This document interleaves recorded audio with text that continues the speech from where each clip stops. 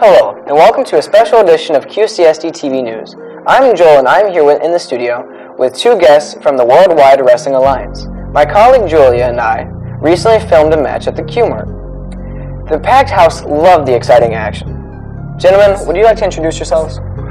I am the champion, Jack Molson. My name is Dino Sana. I am the owner of the Worldwide Wrestling Alliance.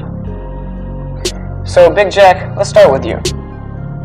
What did you do before wrestling? A little college ball, a little collegiate wrestling in high school. Where did you grow up?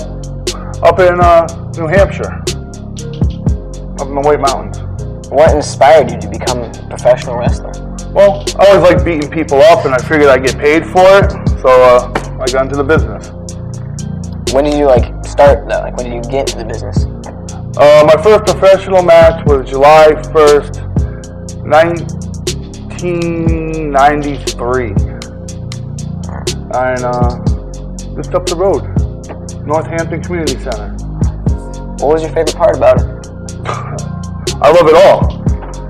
You know, the fans, beating people up, everything. The whole experience. The whole experience. Is there anything you don't like about it? Politics. Hate politics. What qualifications do you need? When I broke into the business, there was only a few schools in the United States, and it was hard. Out of my class, there's probably about 20 guys, and at the end, there was like 3 of us. Nowadays, it's a lot easier, but yeah.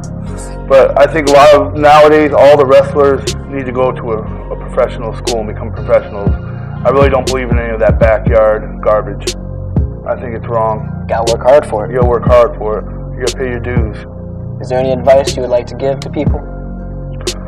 Stay in school, get an education, and then once you get an education, you get something to fall back on, then look into a professional wrestling school and go to the school. Don't go to the backyard way. Go to a real professional wrestling school. One that's got certification from the bigger companies that people have been around and have graduates that have made it to the top. Don't go to any one of these millions of them that are around nowadays. Sounds like a good plan to me. Mr. Dina, when did you start holding matches? We started back in 1980, so it's like 38 years now. Awesome. We've been all over the world, and I mean it, all over the world. One of the best wrestling tour I ever had was in Africa.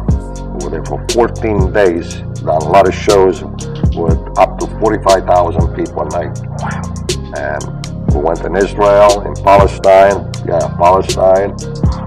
Bahamas, Venezuela, Italy, of course. Everywhere. Everywhere. We even did a wrestling match right here in this school. In your gym, yeah, about 20 years ago. That's so close. And you just hosted one by the Q-Mart too. Well, Quakertown Mart is one of our homes. We are there every 4th Saturday, every single month. Never fail. We will be there this coming Saturday. Good to know. Show up. What's your favorite part? I love it, all of it. I love all of it.